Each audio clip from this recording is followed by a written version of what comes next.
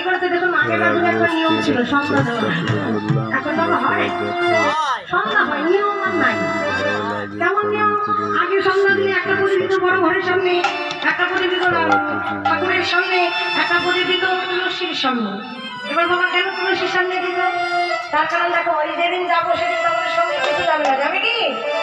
তাহলে যাবে কি বলে, যখন আমরা তার কাছে যাবো, যার পরে জিজ্ঞাসা করবে না কি করেছিলে, তখন এই যে তুমি তার বলতে পারবে না এদিন তুলসী আর প্রদীপ, এরা গিয়ে বলবে গোবিন্দ এরাই হচ্ছে আমার সেই মানুষ যারা আমাদের সাক্ষী রেখে তোমার কৃষ্ণ নাম গুণগান করেছে। তাই নিবেদন মা, সন্ধ্যা দিতে গিয়ে তুলসীর সামনে প্রদীপ দিয়ে একটু কৃষ্ণ নাম করবে, সুর হোক বা না হোক তাতে দেখা নেই, কিন্তু নাম শোনাবেই শোনাবে, অন্তত একটা মিনিট। তাই রাধারানী কি করেছে, গোবিন্দকে দর্শন করে বলে একটা স্বর্ণ প্রদীপ হাতে নিয়েছে, হাতে নিয়ে গোবিন্দ দর্শনে গিয়ে দাঁড়িয়েছে।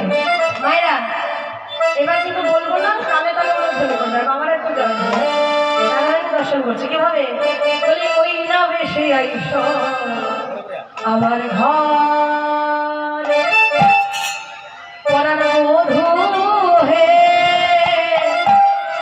ওই না বেশি আইস আমার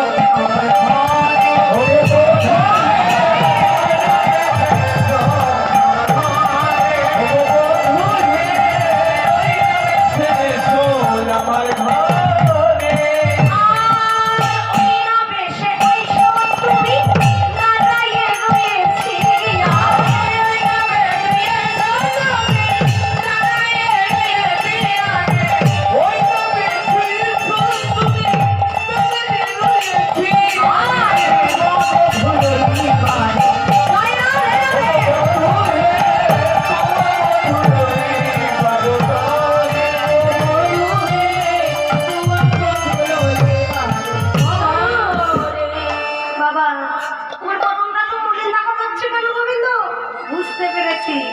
আগে ধবলির পেছনে ঘুরে ঘুরে তোমার কদল মলিন হয়েছে।